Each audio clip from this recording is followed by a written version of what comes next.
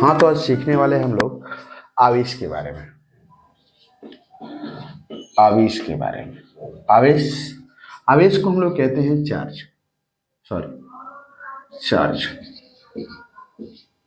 आवेश कहलाता है क्या? चार्ज। चार्ज क्या होता है? ठीक है, किसी पृष्ठ पर, किसी भी पृष्ठ पर, चाहे वो चालक हो, अचालक हो या कुछ भी हो, किसी भी पृष्ठ पर उपस्थित इलेक्ट्रॉनों की अधिकता या इलेक्ट्रॉनों की कमी आवेश कहलाती है।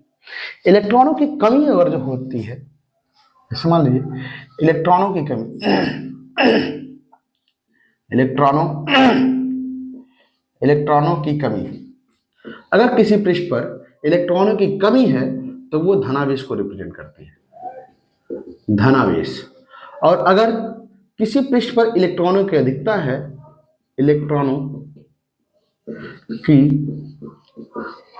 अधिकता है, तो वह ऋणावेश को रिप्रेजेंट करती है। ये आवेश की बड़ी ही सरल परिभाषा है। कोई आपसे पूछे कि आवेश किसे कहते हैं, तो आप बड़े ही सरल शब्दों में यह बता सकते हैं कि किसी पृष्ठ पर उपस्थित इलेक्ट्रॉनों की अधिकता या इलेक्ट्रॉनों की कमी क्या कहलाती है? आवेश कहलाती है। ठीक है, अब बात करते हैं आवेश। ये आवेश की परिभाषा हो गई। दूसरे शब्दों में कह देंगे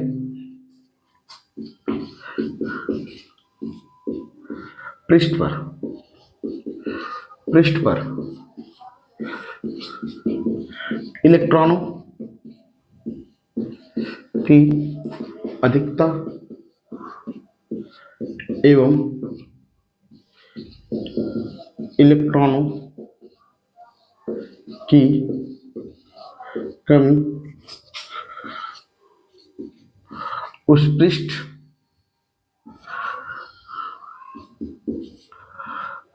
के आवेशित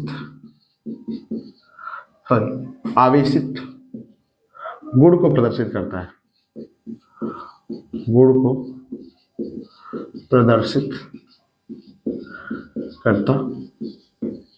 ठीक है, ये बात आती है। एक बात हम लोग और जानते हैं, क्लास 10th में आप लोग पढ़े होंगे कि विद्युत धारा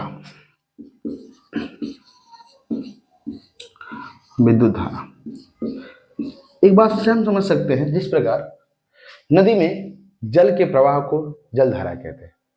जैसे नदी बहती है तो नदी में जल प्रवाहित हो रहा होता है, एक स्थान से दूसरे स्थान पर स्थानांतरित होता रहता है, तो उस जल के स्थानांतरण को हम कहते हैं जलधारा। ठीक है, उसी प्रकार से जब चालक में, ऐसे लिख सकते हैं, चालक में समय के साथ आवेश प्रवाह की दर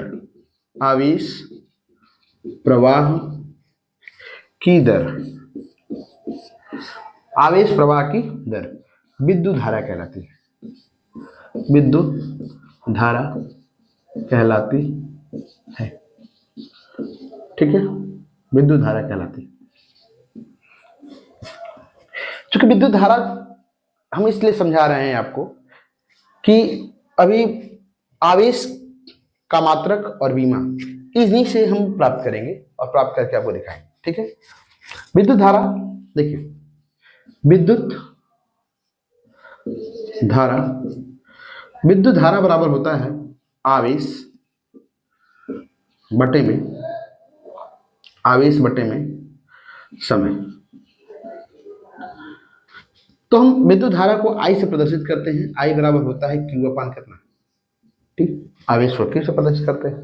तो इसको हम लिख सकते हैं, दिस इंप्लाई दैट Q बराबर कितना, 80। क्यों लिखा जा सकता है। कोई दिक्कत नहीं। चलिए आइए देखते हैं। ये चीजें समझ पा रहे होंगे आप, बड़ी ही सरल चीज है। आगे हम लोग देखते हैं, क्योंकि हम जानते हैं Q बराबर होता है IT। अभी हम लिखने वाले हैं आवेश का मात्रक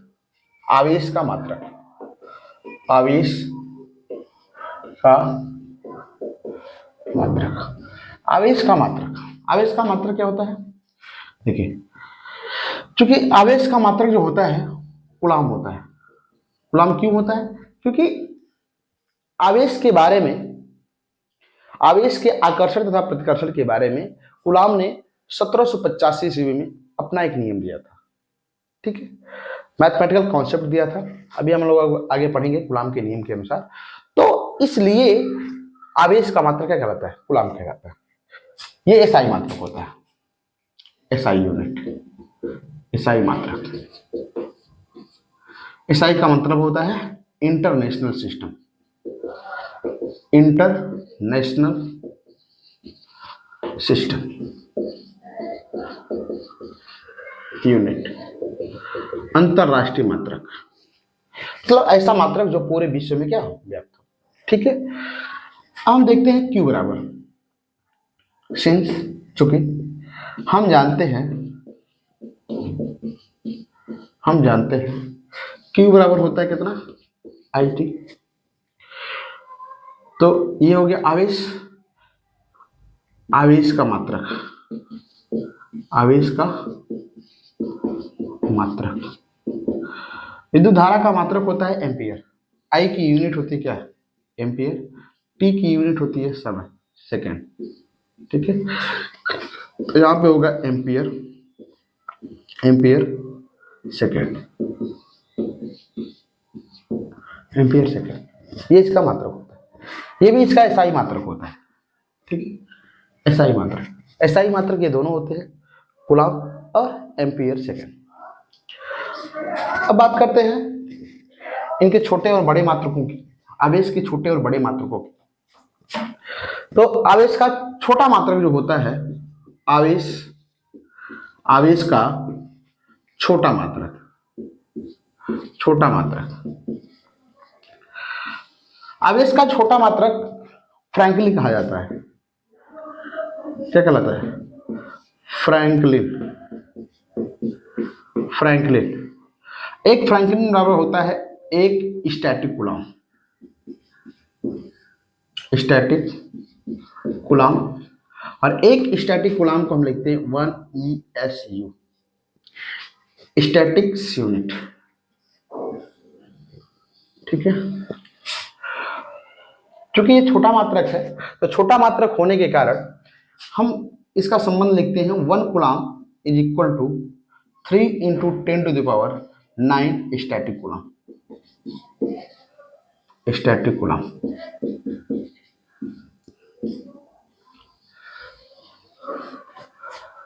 बेंजामिन फ्रैंकलिन एक साइंटिस्ट हुआ करते थे जो आवेश की परिभाषा 1750 ईस्वी में, 1750 ईस्वी में प्रतिपादित किया। इन्हीं कारणों से आवेश का छोटा मात्रक फ्रैंकलिन लिया जाता है। ठीक है, अब हम बात करते हैं आवेश के बड़े मात्रक की।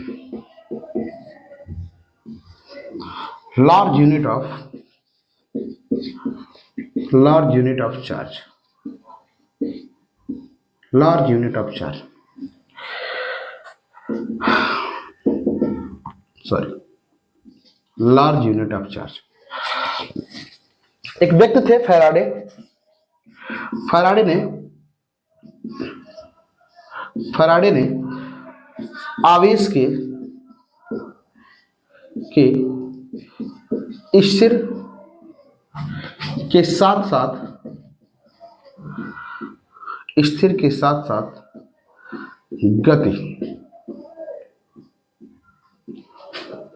गतिशील गुणों का भी अध्ययन किया, गुणों का भी अध्ययन किया। और उन्होंने बताया कि जब आवेश स्थिर होता है, स्थिर होता है तो उसमें सिर्फ और सिर्फ विद्युत गुण होता है। परंतु आवेश जब एक स्थान से दूसरे स्थान पर स्थानांतरित हो एक स्थान से दूसरे स्थान पे गतिशील हो तो उसमें वैद्युत के साथ साथ चुंबकीय गुण भी उत्पन्न हो जाता है। गतिशील गतिशील हो, आवेश गतिशील हो, आवेश गतिशील हो, और यहां पे लिखेंगे आवेश स्थिर हो। तो विद्युत के साथ साथ इसमें विद्युत प्लस चुंबक दोनों गुण उत्पन्न हो जाते हैं। वैद्युत गुण भी उत्पन्न होता है और चुंबकीय गुण भी उत्पन्न होता है। इसी कारण से चूंकि फैराडे ने लार्जेस्ट मात्रक इनका फैराडे होता है, फैराडे, और फैराडे ने आवेश के वैद्युत गुण के साथ साथ चुंबकीय गुण की भी व्याख्या की है। इस कारण से इनका आवेश का बड़ा मात्रक फैराडे कहा जाता है। आवेश का बड़ा मात्रक फैराडे कहा जाता है। ठीक है, फैराडे, एक फैराडे बराबर होता है, एक faraday, 1 faraday is equal to 96,500 coulomb. 96,500 coulomb. ठीक है, तो ये आवेश के कुछ मात्रक हैं। आवेश का एसआई मात्रक, आवेश के छोटे मात्रक, आवेश के बड़े मात्रक। अब हम बात कर लेते हैं अंतिम टॉपिक की, आवेश की बीमा। आवेश की बीमा, ठीक है, आवेश की बीमा। आवेश की बीमा की बात करें, आवेश की बीमा की बात करें, आवेश की बीमा,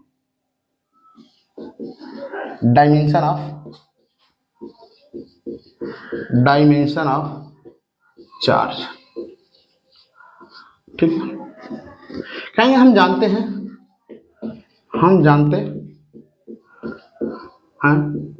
Q बराबर IT। ठीक है,